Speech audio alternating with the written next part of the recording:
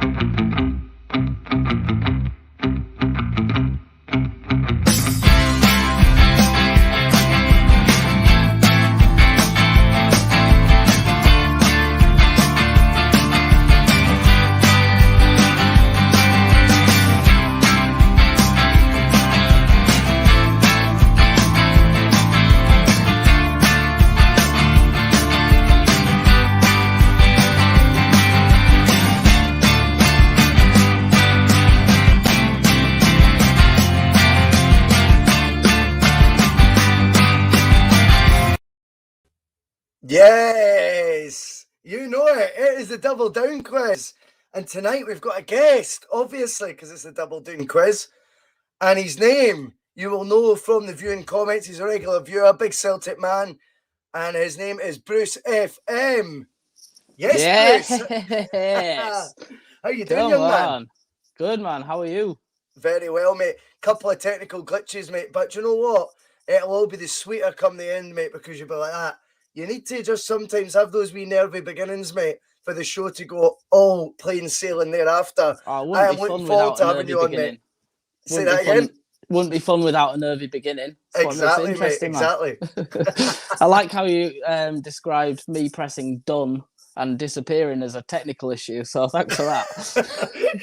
You've disappeared. We've got loads of comments coming in already. Stephen Cooltuts in the house. Brian Webster. Paul McFarlane. He says, remember, don't back down, double down, Bruce. Remember, obviously, Liam forgot to double down nearly last week. So, no point in me doubling down. I'll probably get everything wrong, but I don't care. So everything's fine. Kaylee's with us again. Happening, Bhoycie boy. What is happening, my darling? Francis Carty just hopped on the Bhoycie bus after watching the Endless Celts podcast. Shameless plug. Mate, you're allowed to shameless plug on the Bhoycie bus. That's all good. And it's a great podcast that you do. So I'm all for promoting the Endless Celts, mate. And you thought you'd missed the bus to Yoka, Brown Warrior, but don't worry, you've not. Edward Divers in. Hail peeps. Yes, mate. Kenny, evening, Bhoycie. And I brought up loads of comments during the opening credits. I've got some exciting news, Bruce. Oh dear. I've got some exciting news. So obviously, I think there was one guy said, for fuck's sake, Bhoycie, do away with the with the opening credits in one of the public comments after the video had been posted. I think that goes against what most people have been saying. Most people have been saying, do the intro at the end again. So I've had a thought, Bruce. Oh, yeah. And I've decided to do an outro video. So we've now got an intro and an outro. Same song, right? No spoilers, but same song. But You're just going to put it all in reverse, aren't you? No. There's a different video now and a couple of wee funny bits at the start. I'm sure a few folk will know what I'm talking about and we'll join the dots. Stephen Thompson, he's going to be a guest coming up soon. He's asking how we're all doing. Very well, mate. Hope you're good. Martin K says, same here. Fran says, great pod. Thanks, guys. We love it. And we love Endless Celts as well, if that's what you're talking about. We're on the bus again. We're on the Bhoycie bus and we're on our way to paradise. So Donny Boy was one of the people commenting saying, don't forget to play the intro at the end. So I've obviously had last night off from doing the pods, Bruce. So I spent a bit of time and I've got another wee beautiful montage done with the music for the outro. So don't let me forget, mate, right? Don't back Doon on it. Double Doon. You know it, mate. You know it. How's things with you anyway, mate? Talk to us. Tell us a wee bit about yourself. Sound, mate? Just, I've been working from home for about 18 months. So, I'm basically a bit of a hermit. I walk down the hill sometimes I walk back up the hill. It's really exciting. So, nice one, mate. Yeah.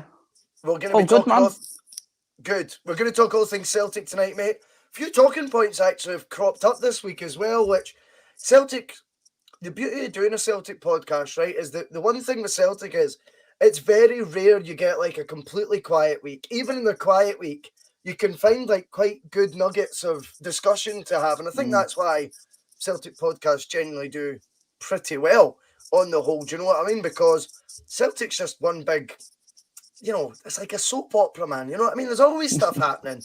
And this week's been no different. So obviously I need to say as well, a big thank you to our sponsors, fanboyfootball.com, custom tees, custom prints, the first sponsor ever on the Bhoycie bus. They'll never be forgotten in years to come, and we're sponsored by C.R. Smith. But no, fanboyfootball.com. It's brilliant to have them in partnership with us. So a big shout out to the lads there, and we're looking forward to seeing what they bring with the rest of the year. Go on their website and have a wee nosy after the Double Doon show, not during it, of course. It's good, to be fair. I've been on the website. Some good stuff on there. I agree with you, mate. And there you've got some fans already watching, Bruce, as well. Don't know if you can see the comments popping up. Hail. Hey, Bethany and Johnny are watching you, big man. So, obviously, you're in the Celtic hoops, mate. When did you start supporting Celtic? And has this always been a love affair for you, Bruce? My first memory is, and this is showing my age, walking down before my parents got up. Can't remember what age I was. Slamming in a VHS, black and white, Jinky, all them lot. And I just thought, I enjoy watching that. My dad never sort of pressurised me into supporting Celtic, but he would have, locked me out of the house if I'd supported England or a club round here. So, for as long as I can remember, it's the one constant love in it. Absolutely, mate. Where is it you're from? Bradford, near Leeds. Love it. See, Bhoycie bus is going global. We're going global, mate, already. That's what happens when you got wheels. That's it, mate. That's it. I go back in time midweek, and then I'm going down south to Bradford to pick up Bruce for the Double Doon show. We are everywhere. And Big Alex says, sorry he's late. Don't worry about being late, mate. It's all good. Unacceptable. And you've been wished good luck by Donny Boy. Respect. Matt McIver's in. Scott Howe, regular, mate. Just a flying visit, though, because he's got company and he's getting mad with it. Love it, mate. Get mad at the back of the bus. This is the day. Kaylee's trying to encourage me to be naughty. You're absolutely... Well, not yet. Hey, I like it, Alfred. A soap opera, Russell. Celtic would be home and away. 3 points. I like it. It. And Douglas Hughes is in as well, and he is saying that it's in the blood. Well, it absolutely is.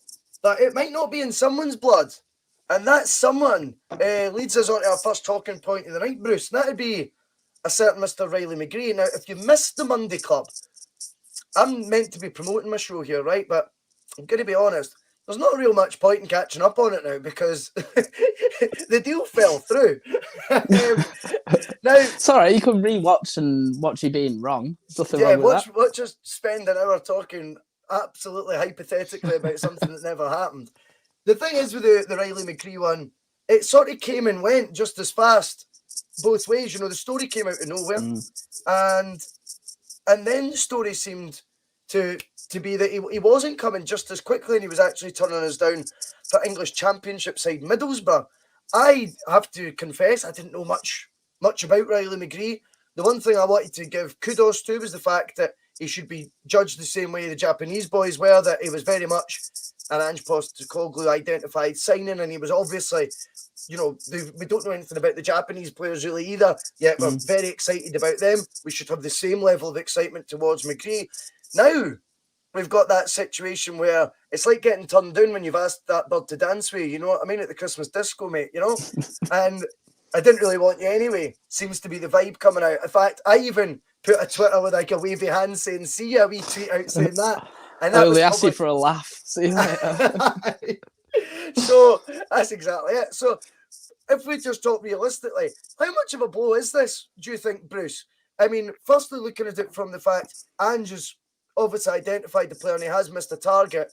But secondly, when you look at the situation where you've got Turnbull and Rogic, Ange has definitely got a huge tune out of this season. Turnbull, we expected to carry on his form for last season. Rogic has been a real Bhoycie bonus, if you ask me. And then you've got Hatate, who came in as we thought to be initially the answer to our left-back problems. And yet Hatate then found out on the days leading up to his signature, and then when Ange did a press conference a week or two ago, basically confirmed he's going to be signed as an attacking midfielder predominantly. So that area, when you also include Ideguchi coming in for the holding midfield role sort of competition for there, would allow Callum McGregor to push forward. I think we're quite well sort of balanced in that area anyway. Would McGree have been a first-team regular? Are you concerned that this deal's fell through at all? If I'm honest, I'd never heard of him until the rumours, started arising. I saw the scorpion kick. I thought, props to you. That's a good goal. Apart from that, what else do we know about him? And like you said, we're well equipped in midfield. If I'm honest, when we got the three Japanese players, I was thinking, where are they going to fit? There's already enough competition for places in the midfield. So if I'm honest, I don't know if he's a loss, and I'm not going to waste time caring about it. Yeah. He didn't want to be part of Celtic. That's fine. So we move on. Yeah, I mean, it's interesting. I get it. I mean, from that point of view, I think absolutely. I think it's interesting from Postecoglou's point of view, though, when you identify a player. Now, I know we're in a wave of optimism right now, but hear me out. I always like to, flip it and look from a different lens. Now, if this happened January last year, and a player chooses Middlesbrough over Celtic, that we had one foot in the door. Let's look at Ivan Toney, for example. Ivan Toney, we know, was at Celtic Park, and he ends up going to Brentford for £6-7 million because we haggled over $1 million or $2 million. The rest is history, what he's done at Brentford. While they were still in the Championship as well. Yes. So what I'm trying to say here is, are we going, meh, it's fine, or should we be a wee bit concerned that this could be another one that's, if Celtic went all out for this player, have they been penny pinching at all? Or is it just a case of this guy's been offered a stupid contract that he's not really worth it, Middlesbrough, and we move on? I'm just trying to look at both angles of it. I'm not saying either way is right, but I just think it's interesting how this year we just seem to be so much more confident about missed targets, whereas a year, 12 months window ago, an 18 months window ago, any target we missed, it was a serious concern. And I just think it's interesting how much different it is this year. What do you make of that? I think it's a good point. I think probably the main factor here is, yes, I would have been concerned last year, and I'm not concerned this year. And I don't think that's down to individual players or anything like that, or whether people see a club like Middlesbrough to be a better option than Celtic or not. I think it's a change in process, and that's the reason I'm not so worried this time. Yes. I think we were approaching it from completely the wrong angle for years, up to and including last year. So if we couldn't get a player like him in last year, I would have thought that we'd thrown the kitchen sink at it and still not managed to get it, penny pinching and everything. I think this year it's more a case of we only want players in the door if they want to be at Celtic and if they're fully committed. And from Andrew's presser yesterday, he was basically like, we spoke to him, we were aware of him, we tracked him for a bit, spoke to him briefly, and he basically wanted a different opportunity, which is fine. Yeah. So we walked away from it. Yeah. Whereas last year, it would have been more of a case of, we were in talks, we were in advanced talks, and it fell through at the last minute. And then you're thinking there's something inherently wrong with the process behind the scenes. I don't think that's the case this year, so I'm really just not worried about it in the slightest. I think it's a change in process for the better as well. I think we've got our ducks in a row, and we're approaching it in the right way. We're acting like a big club for once, which is weirdly it's rare. Yeah, I get what you're saying, Bruce.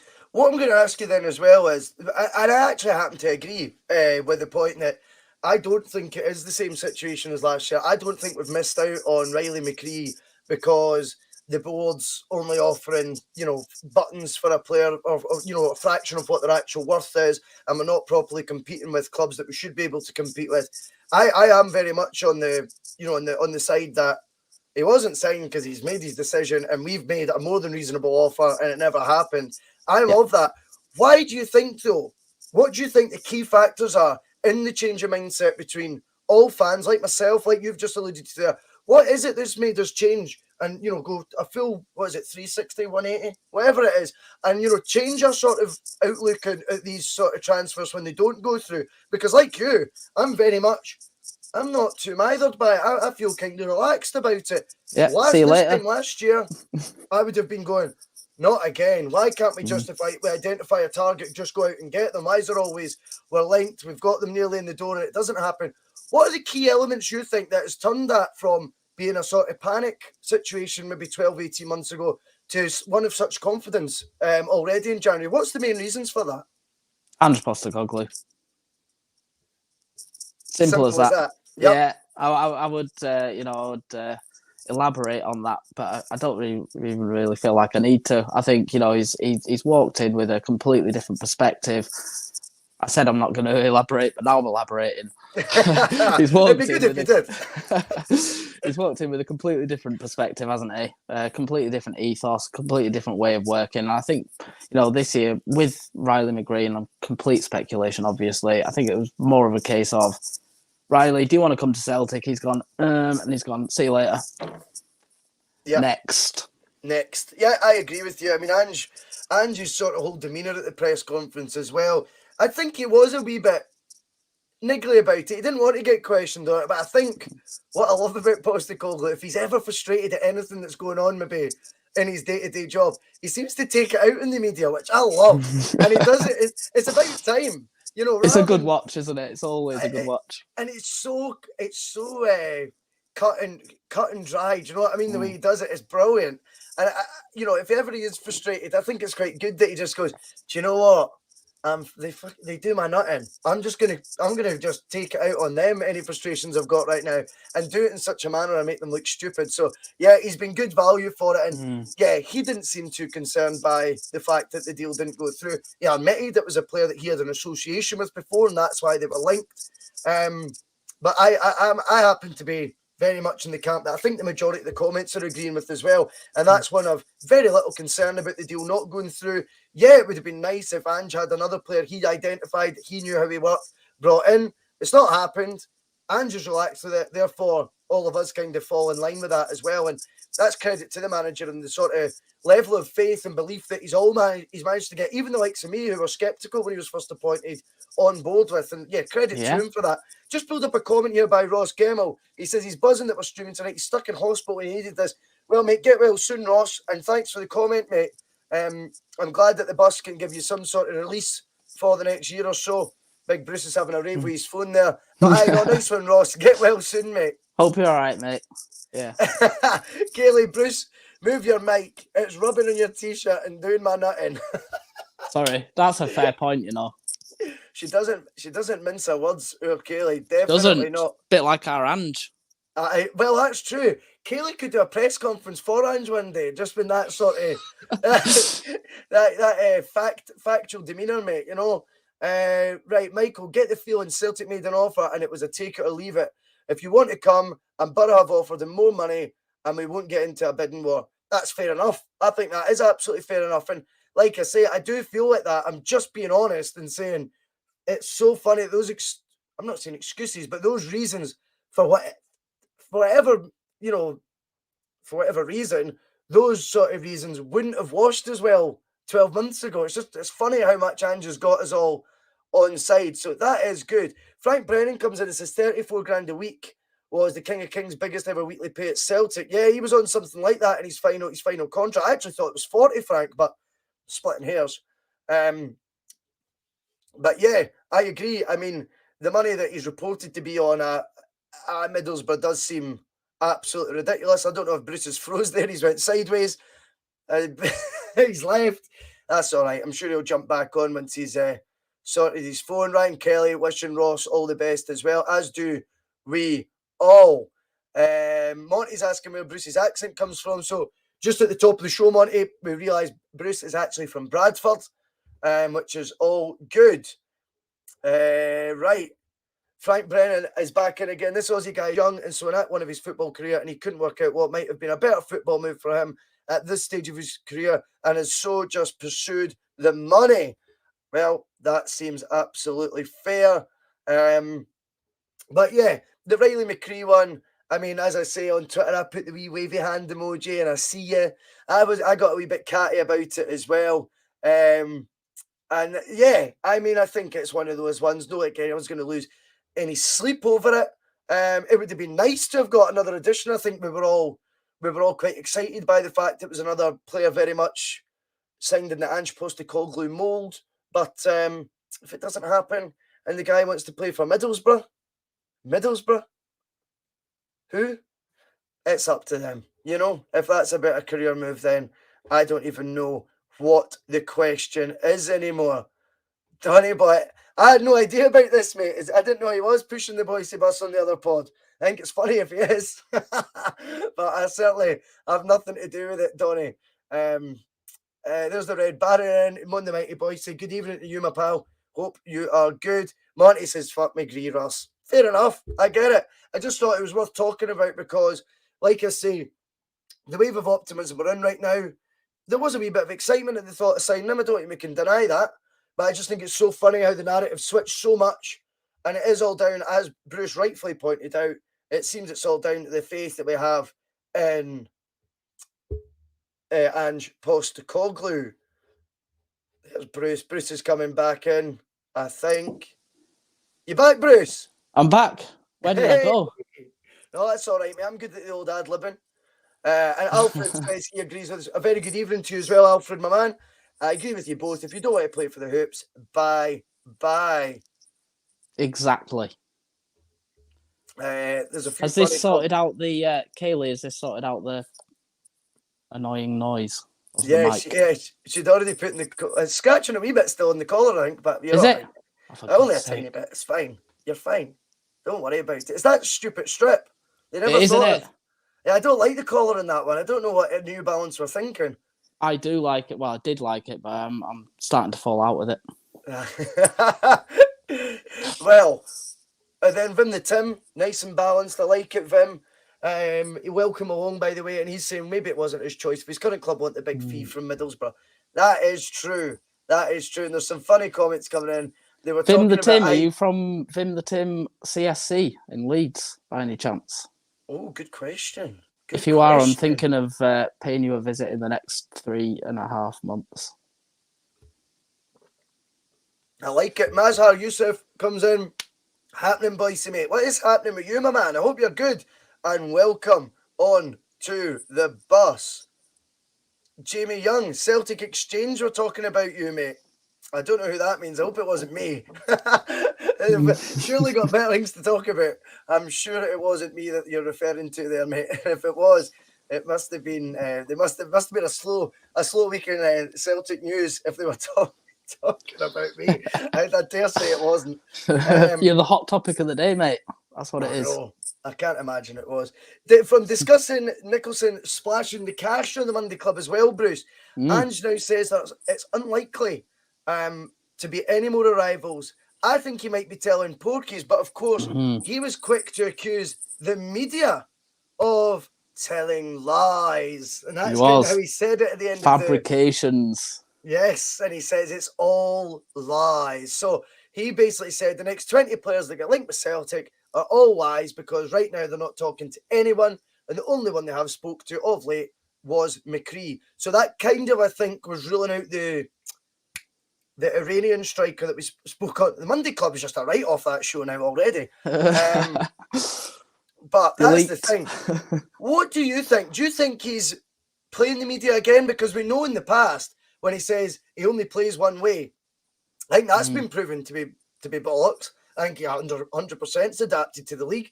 I think as well, there's no two ways about it that Ange Postecoglou said other wee porcupines over the team, we only play one way and all this sort of thing. And then in Europe, he'd sort of said that players weren't going to be available, and then they were put in the team. Do you really believe him that Celtic are unlikely to bring in anyone else in the final 2 and a bit weeks of the January transfer window? The only thing that I'm sure of is that he's a smart man. He knows how to play the media. He knows how to run a narrative, and he knows how to spin a narrative in a way that's going to benefit his process or his projected targets or whatever. We've already seen it. Like Kyogo with the cup final. If you look at the run up to that, yes. Saying, I can't give you an estimated time for him to be back, but the injury, it's not good. And that's all he said about it. And then there he was. Yep. Winning the cup final for us. So I think he is probably two things simultaneously, which is honest, but also he knows what to say, and he knows when to not say anything, or to say something that might lead you down a certain way of thinking, but it's not actually the full truth. So if I'm honest, he was quite categorically clear about, that's it, I don't expect anybody else in, and I don't expect anybody else out. But at the same time, he's got form already, hasn't he? Yes. And I think he likes having one or two things up his sleeve. I think he likes playing a wild card. So there could well be a wild card. I wouldn't be surprised either way. And I think that's how he wants it. He wants everybody second guessing. Yes. I think it's a brilliant point. I think it's a brilliant point. And I think, the way I look at it as well, I just think that Celtic squad, we were talking about how desperate we were for January. Now, we seem to know a couple of weeks in advance of January, Bruce, that the 3 Japanese players were signing. That seemed to be a done deal weeks in advance. And fair enough, Celtic were as good as the rumour, because on the 31st of December, the day before the window, Celtic got and announced 3 signings. The window was closed and there were people still coming in. I know, mate. How have you got in my window? It's closed. I've been saying that to a few passengers on this bus as well, how they got in the window. But no, the thing is with that, you always felt the 3 players coming in were going to then be supplemented by a couple more additions. Now, Red Scotland, one of the comments earlier, had suggested that he didn't think we'd added enough quality. Douglas Dew says, as long as the player's right for the club and it's good business. I agree with that. I do think, though, Celtic will be pursuing other options. And I think it would be foolish for them to have, what have we got left? 17, 18 days, right, of this window left. I think it'd be naive to think Celtic wouldn't be exploring other opportunities. Okay, they might not be directly speaking to players, and Ange's maybe choose his language very cleverly. We're not talking to anyone individually right now. I'm glad you said that. That doesn't mean, though, he's not identified 4 or 5 guys that he goes, there's another list. We do want to speak to these guys, though. He's just said, we've not spoke to them yet. Do you know where I'm coming from? I'm glad you said that, because, I was going to say that I think we need to... The only way we're going to be able to suss Ange out to any sort of meaningful level is, I think we need to be very literal with his words, taken completely literally. He's not going to lie about anything. Yep. He's going to maybe make us see something from a different perspective, but he's not actually going to lie about anything. So when he says, I don't expect anybody else in, maybe that's because he doesn't have expectations for things. He has processes for things. He has targets. Mm-hmm. He has people he's speaking to, but he doesn't ever expect something to come to fruition because there are always moving goalposts. So he might be speaking to 5 other people. He doesn't expect them to come in. Yeah. But he might hope they come in. If someone had said, do you hope to get anybody else in, it might have been a different answer. Yeah, no, I agree. I mean, I do get it. I think Celtic right now, Postecoglou, if we're honest, Postecoglou didn't get long enough in the role before the window slammed shut, because he was dealing with, he was juggling Champions League qualifiers, Europa League qualifiers, all at the same time, was trying to build a squad together that was depleted and in serious need of surgery. So Dale Bradley at the back. yeah, He totally. did well, but he shouldn't have been put in that position. So that's the sort of chaos he's walked into. Yeah. Fair play to the lad. He's done a cracking job. No, I agree with that, and I think with Postecoglou, he's already said as well, Maeda was someone he wanted in the summer, but it was very difficult to get players from the J League at that time. I'm going to guess the same applies to the other two.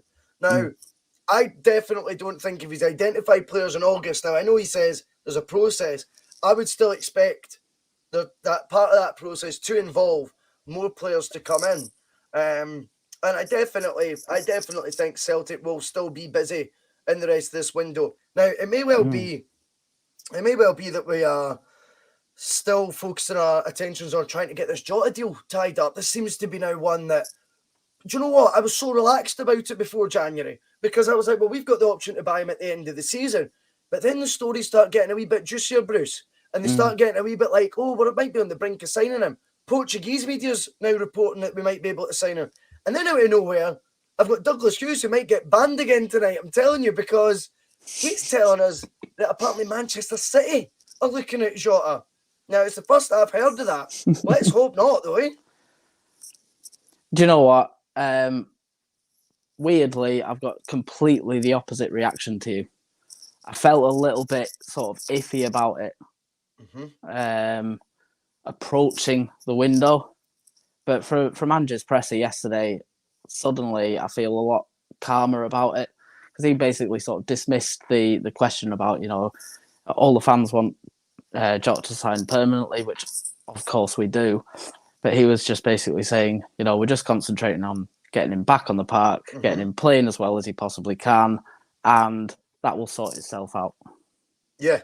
No, I think that's true as well. And I felt a lot calmer about it. I basically just thought, look, we've got... And that might also feed into the narrative that we are still looking at more players, because we've got, 2 weeks left of the window, and we're not looking at the Jota deal. So what are we doing? Who are we looking at? Yeah. If we haven't got time to sign up Jota in 2 weeks, we're obviously looking at somebody else, in my opinion. And maybe we've spoken to Jota, and he's either said 100% I want to go back to Benfica, or 100% I want to stay here. And we know where we are with it. Yeah, that's true.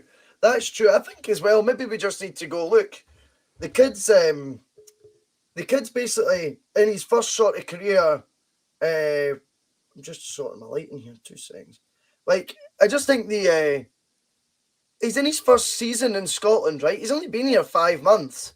And maybe the whole point of a season-long loan with option to buy is so that both a club and the player have a full season at it before they weigh up their options and decide whether it's for them or not. Maybe it's easy for us to get our knickers on a twist just purely because of the success that Jota's brought to the first team. And because of the impact he's had, it just sort of increases your desperation levels to get it over the line. But realistically, we might just be jumping the gun a wee bit on that one. And maybe we just need to play it out. And maybe if this was to incredibly become, and I'm not saying it will, but we're football fans, we're allowed to dream. And this potentially, whilst we're in the other 2 competitions and still in the mix, could be a treble season, a treble winning season again. It could be a semi-final in Europe again. It could be a final in Europe. Who knows? Easily. These are all far-fetched. Well, not far-fetched, but these are all the extreme levels of success we could have. But if you play devil's advocate and say we do have that success, Jota would be crazy to leave that. And maybe Jota wants to see what our ambitions are between now and the end of the season, what it feels like to win a league trophy for the first time, having played a key role.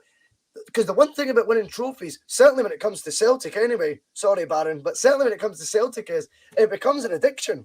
And, winning trophies is something that Celtic seem to, they feed off it the past decade, and once you win one, you want the next one, and the players seem to love being a part of that. And I think maybe with the Jota one, and you'll no doubt be relaxed on it, so why don't we just try and be relaxed as well? The Man City one was news to me today. I sincerely hope that there's no truth in it, and Douglas is misinformed. But I'm lies not and taking anything away from what he's fabrications. saying. And remember what Anne said yesterday, anything you hear tomorrow is lies and fabrications. Yeah, say it tomorrow, Douglas. That'll help us. Next up, then, and we've kind of touched on this, and the comments are fine. And thank you to each and every one of them.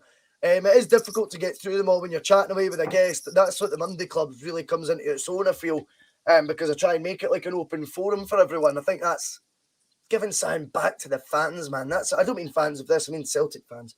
That's what it's all about. But what I wanted to do, and I've got a disclaimer, we're talking about the Celtic exchange, apparently. We're talking about the Bhoycie bus or me or whatever it was earlier on. I've got to give kudos to 67 Hail Hail, who they put up a tweet earlier. Now, remember, I work full time, do you know what I mean? So I've finished my work, and they've put up a tweet basically with a full Celtic squad showing its depth. So I'm looking at their tweet right now, basically on my laptop, and it's like each position for position, the sort of players that we've got. So a big thanks to them for being able to arrange all that. They do all the analysis and all that well. We bring the patter, Bruce. That's the thing. That's the way it works, man. Yeah, I mean, I'm shite at all that stuff, facts and stats and data, but they've done it actually in quite a simpleton form for me, which is very good. So they've just listed each position Celtic kind of traditionally playing, right backs, centre backs, left backs, centre mids, attacking mids, right wingers, left wingers, forwards, and obviously goalkeepers. Now, the thing with that is, obviously, we've got players now in each position, and it looks to me, from the outlook, a wee bit depth in there, mate. There is a wee bit depth. Goalkeeping position, a few people have raised that in the comments, that they've got concerns over it. Now, me too. I've got some concerns. Joe Hart, Scott Bain, Vasilis Barkas, and Connor Hazard. Now, Joe Hart gets injured tomorrow for a month. Who are you picking out the other three, Bruce, to go straight into your team, if any? It's a difficult one, isn't it? Because Bain is the more experienced, but through that experience, we've watched him not quite making the cut. No slight on him. He's obviously a good keeper. He's not up to the standard that's, it's going to be able to push Joe Hart for that number one position. Connor Hazard, we've not seen enough of him. Seen good sparks and, good potential within the lad, but he's still young and he's not had enough experience. So as a manager, I'd probably put in Scott Bain, but I'd be thinking I wish I had Connor having had more experience, because I'd want to put him in, but I don't trust him with this run of games. And don't forget, we're still 6 points behind and chasing. Yes. And there's no room for slip-ups. And if, God forbid, Joe Hart does get injured, then what are we looking at? We're looking at Scott Bain, realistically, because he's been there and he's done it. He's just not done it to a high enough standard, but he's the only one that we can trust to any sort of extent there. Yeah. So, I think we need to recruit another keeper, if I'm honest. I've heard the rumours about Xander Clark. I'm not overly swayed with it. Xander is used to being first choice because he's a decent enough keeper. I don't know if he'd want to come and play second fiddle. I think he'd be a good option. I think he might push Joe Hart, but I think we should be looking elsewhere as well. I am a little bit concerned that we haven't brought in a keeper. I think that's the only position we actually definitely need to recruit for. But then at the same time, we need to get rid of somebody in order to bring someone in. Well, still wouldn't work. Depends who those three keepers are, doesn't it? If it's Bain, Barkas and Hazard, we're still going to ship two, aren't we? Here's my take on it. Now, there's been, the first 5 months of this season, occasions where Kyogo Furuhashi has not been available for selection, right? Now, the thing is, when Kyogo's been out, we've all felt that wave of fear. Every single one of us, and you're lying if you say we don't. I know we've got a good squad, but when Kyogo's out the team, we are not the same team, and we all feel it before we go into a fixture without him. To me, flip it. Joe Hart out the team should do the exact same wave of fear to a Celtic fan than what Kyogo does, because they're just as important positions. One scores the goals, one's keeping them out, out the other end. And Joe Hart has brought a calmness to the defence, although Cameron Carter-Vickers has played a big part in that as well, as have the others. Quality. But undoubtedly, Joe Hart is in there, not just for his goalkeeping ability, but for his influence, for his ability to dictate to the defence, for his experience, for the level of maturity, for his sort of, he's been given the captain's armband at one point this season, remember, as well. Yeah. So is he vice captain? Maybe, I know. And I think that if we don't have someone, because what we've done with Kyogo is now we've got Maeda, who scored 23 goals in the J-League last year and finished joint top scorer. We're kind of now looking at that as if Kyogo's out, and potentially that'll be Monday. We'll talk about Monday later. But if you take out Kyogo, Maeda just goes straight in, and you're kind of going, albeit we've not seen any of Maeda in a Celtic jersey yet, but you get the impression that's going to be as close to like-for-like replacement as we could hope for. Whereas in goals, it's a serious downgrade. Any of the fucking three of them is a serious downgrade, Bruce. I don't think that's really where Celtic should be for the final 5 months of the season. It's not acceptable, especially with the run-in towards, that business end of the season. Let's say we're in, semi-final of Scottish Cup. Let's say we're in the quarter-final of the Conference League, and we've closed the gap to 3 points on Rangers. And then suddenly, Joe Hart's out. Kyogo's out, but we bring Maeda in. Fine. Hart's out, we bring Bain in. How are you going to feel about that? Yep. That's the big difference, mate. And I think it's brilliant that we've strengthened. I mean, realistically on paper, once Giakoumakis, I think, gets up to speed and hopefully just gets the next 5 months injury-free, because I want to see what he can do in a Celtic jersey. I'm not writing him off, not by a long shot. Anyone who finishes top scorer in the Eredivisie last year by 7 clear goals, he was way out in front as the top scorer, playing for a relegated team. I mean, how many would he have scored at a PSV Eindhoven last year? Do you know what I mean? So, ridiculous. How can you be top scorer for a relegated team? Yeah, you've got to be a boss man. By 7 clear goals, Bruce. So I think there's more to come for him as well. Now, I reckon you've got the option there with him, and you've got Maeda, who's going to be more like for like in terms of playing style to Kyogo. That's brilliant to have that cover there. The goalie side, I don't think we have got the cover. I know people in the comments were suggesting that as well, getting another backup goalie. My point on it is, and I said this last week, I don't want a backup goalie for the sake of being a backup goalie, Bruce. I want a backup goalie to come in and go, Joe, I want your gloves, son. And pushing Joe Hart, because you'll actually get Joe Hart's percentage, you'll just go up that couple of percent in performances as well. And that's what we're wanting. That is what we're wanting. Ideally, a younger keeper, maybe 23, 24, who can come in and think, it doesn't matter that I'm, second place to Joe Hart.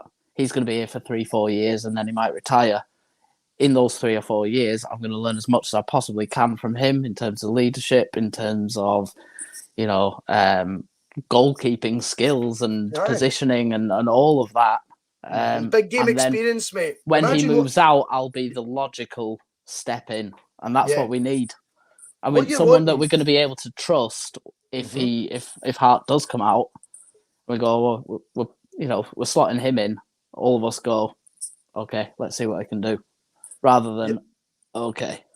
Yeah, I think what you're wanting from whoever it is that's going to be back up, whether it's one that's already there or whether it's a new guy who comes in, is you're wanting them to as well sort of shadow Joe Hart. Look at how he prepares for big matches, stuff like that. Look at his demeanour.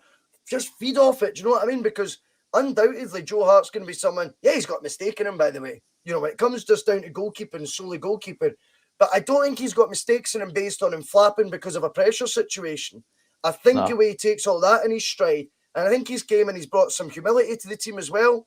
There was a brilliant interview with Callum McGregor earlier on in the season, around September time, where he says, it's Joe Hart who's like sweeping up the dressing room and all that after training and stuff. Last guy out, tidying up. He goes, the guys really came here humble and want That's what we want to see. Yeah, not no ego at all. And that's a guy with 75 caps for England who's played at Euros, World Cups, the lot, won the English Premier League title. And that is exactly the sort of character we want everybody else to be learning or applying their trade from. Say, this guy, 75 caps for England, he's played for Manchester City, blah, blah, blah, and he's still happy to sweep up the dressing room afterwards or this and that. Yeah. I think it's important.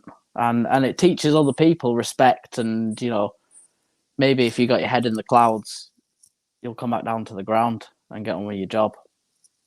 So No, I agree with that. And I think that's the first position. Now, let's look at defence, right? Right back, we had none at the start of the season, or so we thought. Tony Ralston, the revelation, thoroughly deserves his Scotland cap. I mean, I cannot believe I cannot believe he's been capped by Scotland. Like, if we were, honestly, if you were saying that in the summer, that he was in the Scotland squad, not because Scotland were desperate, on merit, and he'd scored 4 or 5 goals for us, and he'd played nearly every single game between now and the winter break, and is now first choice right back, still probably just over a Croatian international who's 26. You'd have thought you were going, come on, this is just silly here. Like, this makes no Slapping sense. yourself, wake up. Right back now, Bruce, looks I quite like the fact that we've got a 26-year-old Juranovic who's been allowed, because of Ralston's form, a bedding in period at Celtic. And I think Juranovic, the best is still very much to come from him in a Celtic jersey. His pedigree's there. You know, you don't get in that Croatia squad and play the amount of times he has, you know, if you're a poor player. I think he's someone that we should be excited about now. He's had his first 5 months out the way. He's now in a winter break as well. He'll be more acclimatised now than ever. And he's got this guy, Ralston, who he's got to now focus on getting the jersey off. That position for me is very comfortable. And if need be, you've got Urhoghide, who can come in. Yeah. Tony Ralston is probably my favourite player right now. And I can't believe I'm sitting here saying that. But, you know, I can't think of, you know, there's nobody in the Celtic side that I would miss more than Ralston. There are people I'd miss as much, but, you know, Ralston drops out the side. That's a big thing. And he has saved us on countless occasions this year. The guy's an absolute boss. Yeah, brilliant. I agree with that. Now, the centre-back's an interesting one. Whilst we've not added anyone, from another club, but Chris Julian's a bit like a new signing. Over a year out the team. Bear in mind, came with a great reputation. I'm good pals with a journalist for Goal.com. I've known him for years. And he covers French football for Goal.com, Robin Berner. And I'd sort of got in touch with him a couple of years ago when Chris Julian signed. And I says, what's the lowdown with him? You cover the league. He says, Celtic's getting a proper centre-half if they get him. He went, you know, he goes, I'm quite surprised that Julian's not going to the EPL and he's going to Celtic, if I'm honest. Oh, really? Yeah. He said, he was like, he goes, I'm amazed he was only set. Do you know he was £7 million, but it's only because he had 12 months left in his deal. So we paid $7 million for a guy with only a year left. So that could have easily been a 20 mil with 4 years left. Something like that, 12 to 15, aye. Do you know what I mean? But it was because he only had a year left. That's why we got him for $7 million. I think Julian's often derided for, you know, a game on a pitch he'll never have played on in his life that the Spaghetti had. You know, he'll be like, judging the flight of the ball is completely different. You know, the bounce of the ball is completely different. And guys like Lyndon Dykes, yeah, fair enough, it's Scottish football and I kind of admire it. But again, everyone's like, oh, you know, he's way running for his mammy after it and stuff. I don't quite subscribe to that. And I think Julian coming back enhances our centre-back positions massively. Again, Starfelt, let's look for better from him. I don't think we've seen the best of him yet, but 5 months in the bank now, couple of good displays, still a couple of dodgy moments. But Julian coming in, he's going to be pushing Starfelt now from the get-go for that jersey. That can only improve Starfelt. That can only improve Starfelt. And again, Julian coming into the team, you've got to say, is he not naturally left-footed, big Julian, as well? I think that helped. I'm sure he is. I thought he was right-footed, but I might be wrong. I'm sure he's left-footed, mate. So that would help as well. And again, someone that's been at Celtic for 3 years, there's no bedding in period with Julian. It's just the hope that he comes back just as good as, you know, what he can be. Obviously, we need to take into consideration the injury that he had. Do you know what I mean? How long he's been out. But for me, he enhances that. Ease him back in easily, yeah, definitely. But it does enhance the options in the centre-back position, you know, by a long shot, Bruce, doesn't it? He's got a good attitude as well, to be fair, Julian. He looks committed. He looks like, you know, he understands what he's here to do, and he buys into the ethos of the clubs and of the club. Sorry, and yeah, I like his attitude as well. Like he's not one of those guys who comes in and you know, you can tell he's thinking, when's my move? I don't get that impression from him. No, me neither. I did expect that from him, but it didn't happen. So yeah. I like his attitude, and it's good to have him back. And you know, whether he's pushing Starfelt or Starfelt's pushing him, you know, it's got to be a positive thing, hasn't it? Absolutely, and I think the competition for jerseys, as Alfred's sort of alluding to, is key. I've been corrected. Apparently, Julian is right-footed. I'm sure he was left-footed in one of the updates in Championship Manager. That might be where I've got Maybe it he from. used to be. He's changed, mate. He's switched.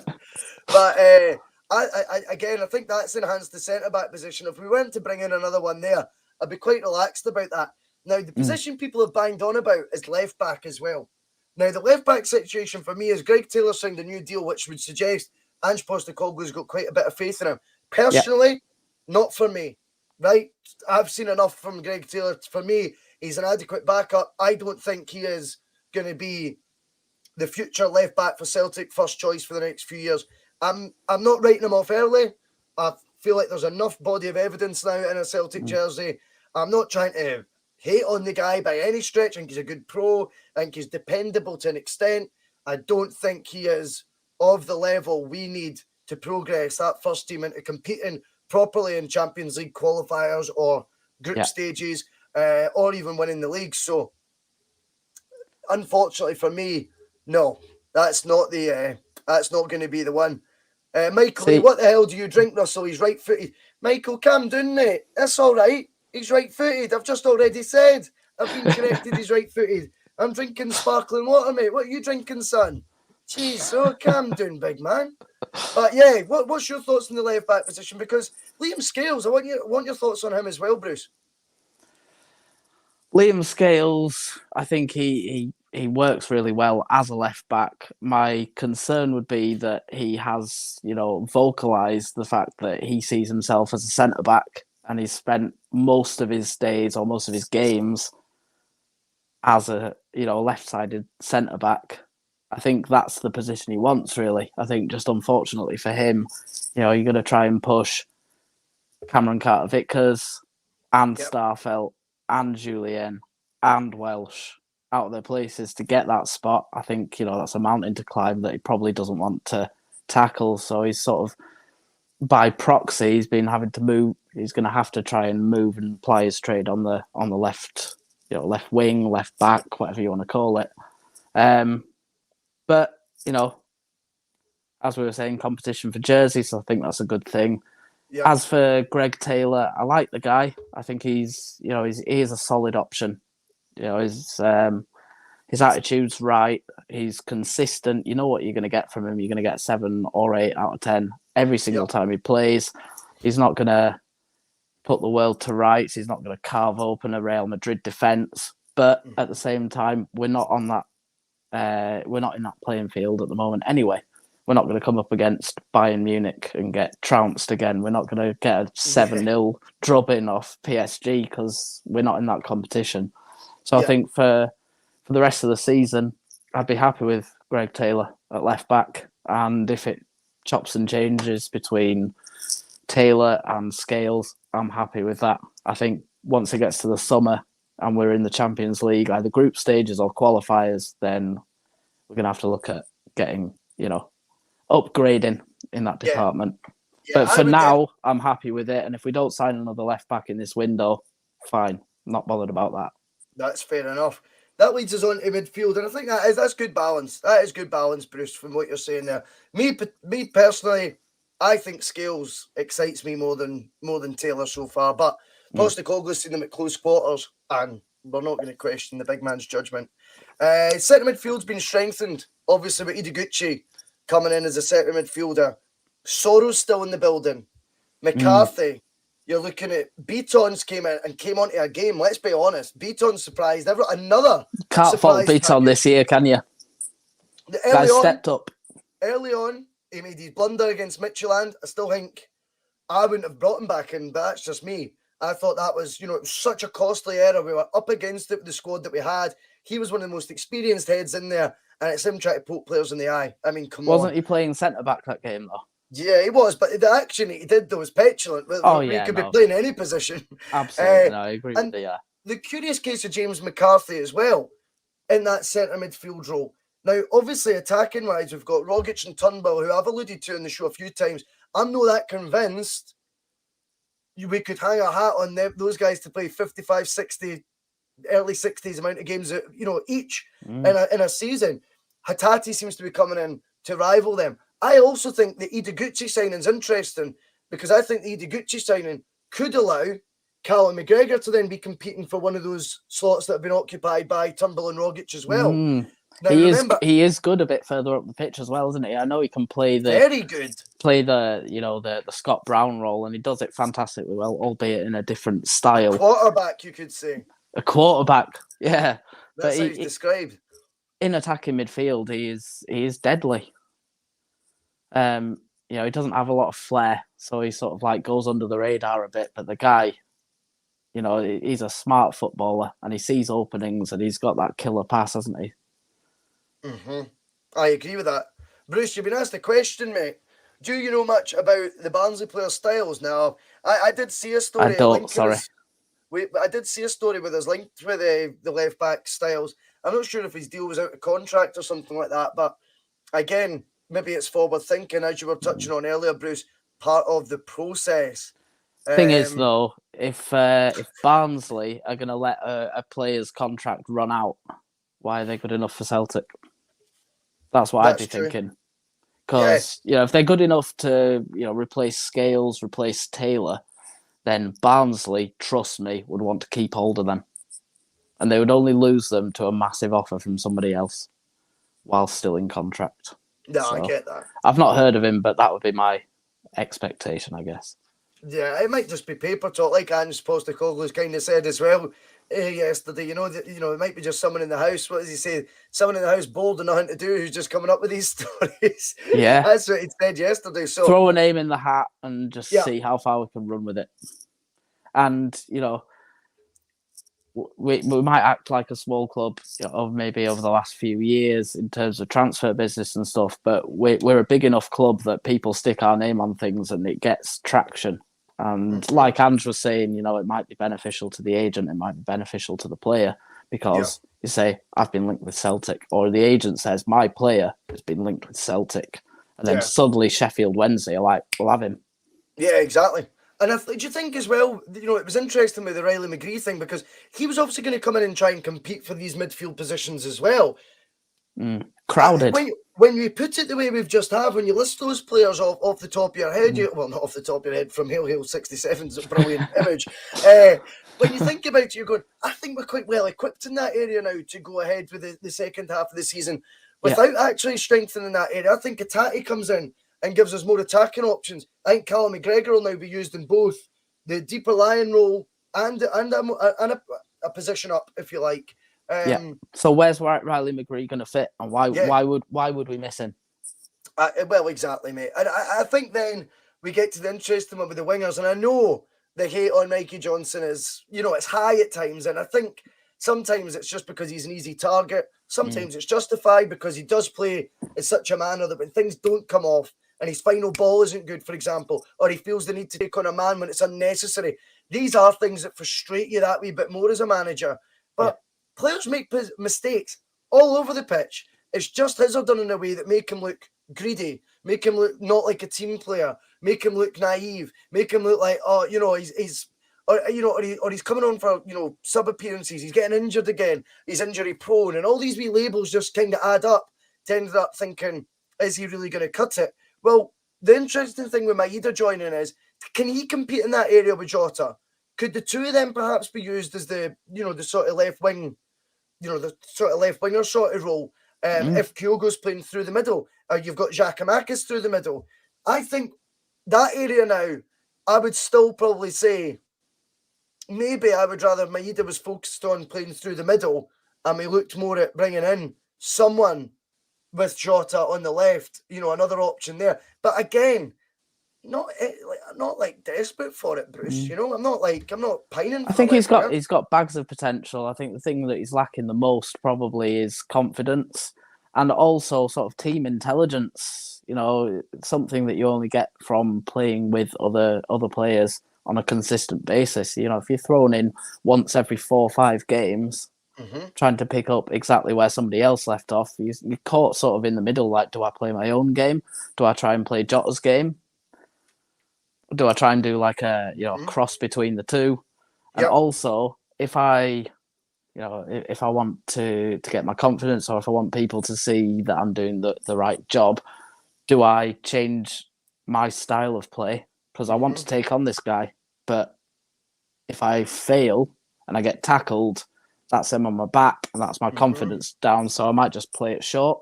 Yeah. I think, a lot of respect to the guy because he hasn't taken that route. He's still trying to play his game. It might not be fully coming off yet, but I think he's got a lot of potential. A few years ago, I was calling him the new Jinky.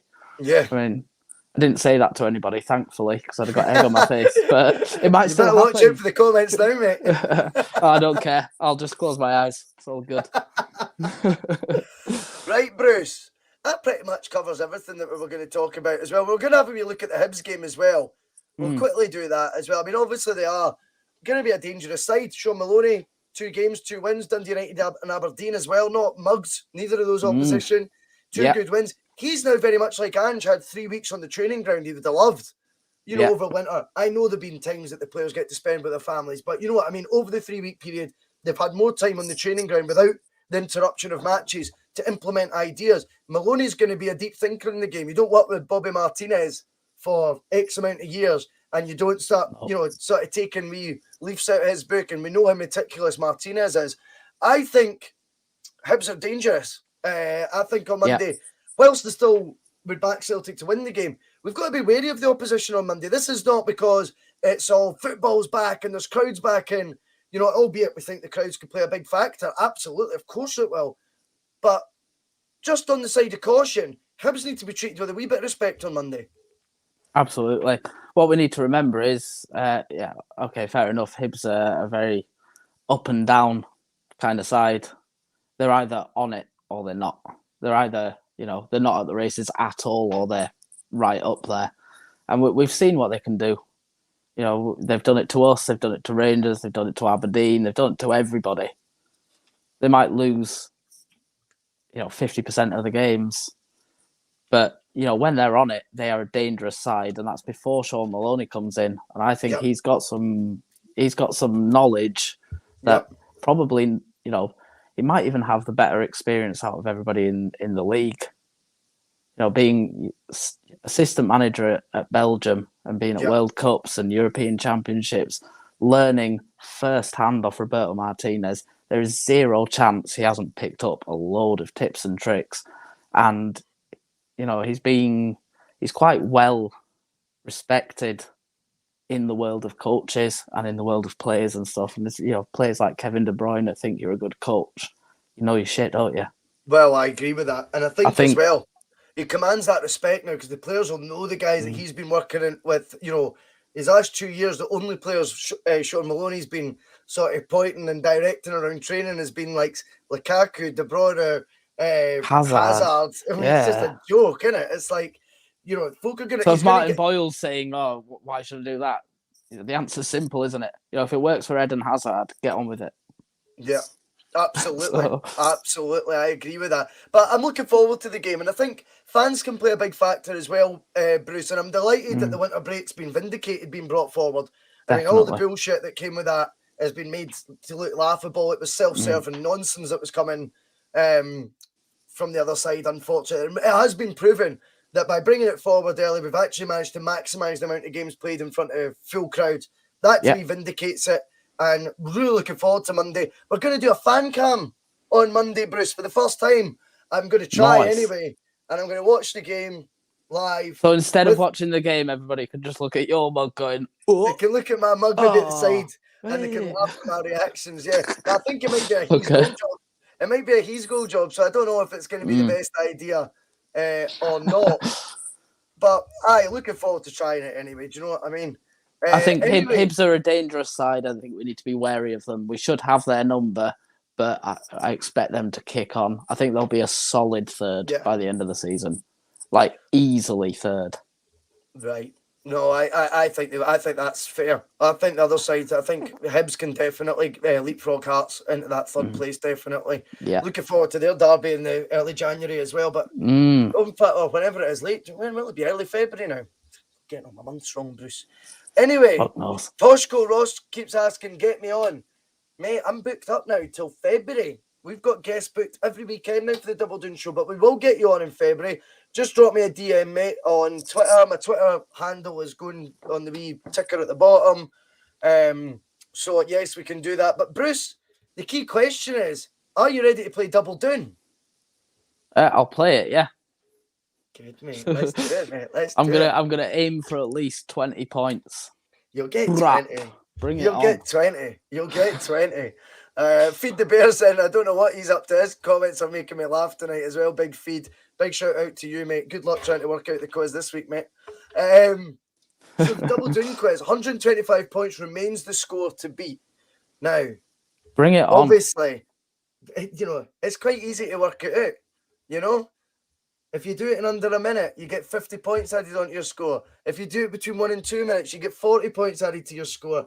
If you do it between 2 to 3 minutes, you get 20 points added to your score. You've got 3 lifelines. Backdoon's pretty much pointless. We've worked that out. It's just a time-saving exercise. And I just had to fit it into the quiz somehow. Double Doon. You've got to do that. I'll say question 1, question 2 before reading out the question. You have to double Doon before I've read out the question. And that'll give you double the points. The points you get for each question, you get more points the further through the quiz you go. There's 6 questions. They obviously start easier and get harder as you go. More points, obviously, as you go for each question. So deciding when to double Doon will be all down to you, Bruce. And then flip it. We've got a flip it question. You don't know how difficult that question is going to be. But if you don't know the answer to one, you can use flip it once and you'll get, you know, the alternative question put in there. And I've got to tell you something. So we've got the new outro. Don't let me forget. The new outro is coming at the end of the show. There's a wee bit of a giggle in that at the beginning. Right, Bruce, we'll get the old stopwatch up. The stop clock up on the screen. Easy for me to say. There we go. It wasn't Liam Collo last week. He got 1 minute. I think it was about 1 minute 5, to be fair. He did pretty well. So, right, okay. Without any further ado, Bruce, are you ready to play the Double Doon quiz? I am indeed. Let's do it. Mate. See how it goes. 3, 2, 1. Celtic's record fee for a goalkeeper was in the summer 2020. Who was he? Rob Douglas. No, what an idiot. Question 2. What nationality is Giacomakis? Greek. Brilliant. Question 3. Oh, who was Brendan Rodgers' assistant Chris manager? Davies. Well done, mate. Well done. Okay, question 4. Who did Celtic face in the Europa League third round qualifier?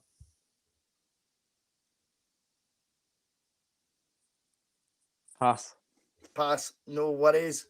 Question 5. What shirt number did Massimo Donati wear at Celtic? Gonna go with 48. And question 6. Who did Celtic sign Pierre Van Hooijdonk from? Wasn't that PSV? Ooh, and we are done on the quiz.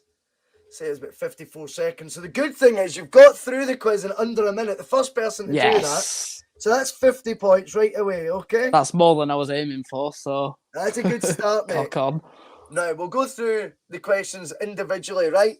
Now, question 1. Celtic's record fee for a goalkeeper was in the summer 2020. You had visions of a signing a 48-year-old Rob Douglas. I read 2000. My brain heard 2000. Yeah. It was Rob Douglas. So 0 points there for question 1. Question 2. What nationality is Giacomakis? You said Greek. 10 points. Okay. Nice. Question 3. You'd answered that before I'd finished it. Well done. And that's how you've managed to get in under the minute. And a double Doon. And you double Doon. So we've got Brendan Rodgers, assistant manager at Celtic, for 20 points. Chris Davies, you double Doon, 40 points. Yes. Question 4. Now, this is just recently, but it was a curveball question. It was Jablonec. Oh, God. Yeah, it was Jablonec, mate. Now, question 5 was Massimo Donati. He wore Neil Lennon's number 18 jersey. He took it off. Oh, no. I was going to say 18, and I was thinking he was nowhere near the first squad. Yeah. And then, who did Celtic sign Pierre Van Hooijdonk? It was a Dutch side, but it was NAC Breda. Ah, God. So for a laugh as well, we'll tell you what the flip it question was. Who did Celtic sell Craig Burley to in 1999? That would have been a tricky flip it question. Yeah. Didn't we sign him from Chelsea? Yeah, signed from Chelsea. Who did we sell him to? Back to the same league. They're not in that league anymore. I'm going to go with Wigan. It was Derby County. Not far off. Not far off. Total your points. Well. 100 points, mate. You are fourth, Bruce. But still, you got 100. Anything, 100 points or over, mate, and you've done all right, I think. So That's all right. I was aiming for 20, so 100's fine, mate. And people are trying to guess the Pierre one. It was NAC Breda. That is who we signed him from. And Derby County, indeed, a few years getting that right, Frank and Snick. Anyway, that's been the Double Doon show for the week. That's been a fast hour and 10 minutes, is it not, Bruce? It has indeed, mate. Big thanks to you for coming on. We enjoyed Thank you for having me on. I love the show, so yeah, wicked, man. Mate. No, I'm chuffed for that, man. I'm chuffed for that. Thanks to everyone in the comments. As always, some brilliant input from everyone. Here's hoping for a good result on Monday. But if you're missing me a wee bit, I'll be back Sunday tea time, 5 o'clock, as we start season 2 of the Championship Manager stream, because that's always a good laugh. And a wee treat for you tonight. We are going to do the intro music again, but with a new video. So there's a new video to do the outro. I think it's pretty good. Listen closely at the start. You might get a wee giggle. Everyone have a good weekend, whatever you get up to. I'll see you on Sunday. Thanks again, Bruce FM, for joining us. And hail, hail. I'll see you all later. Rock and roll. See you in a bit, everyone. Some of his comments about me deliberately trying to cause controversy. Well, I work in the media now. And you've got someone sitting there next to you who's an embarrassment to the media profession. He's an apologist. He's a charlatan.